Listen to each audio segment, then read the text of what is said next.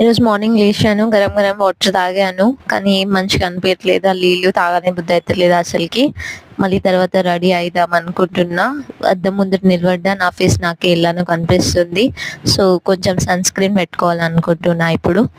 So ఇప్పుడు పెట్టుకున్న తర్వాత ముందే హెయిర్ స్టైల్ చేసుకుని, హెయిర్ స్టైల్ ఎలా ఉంది గాయస్.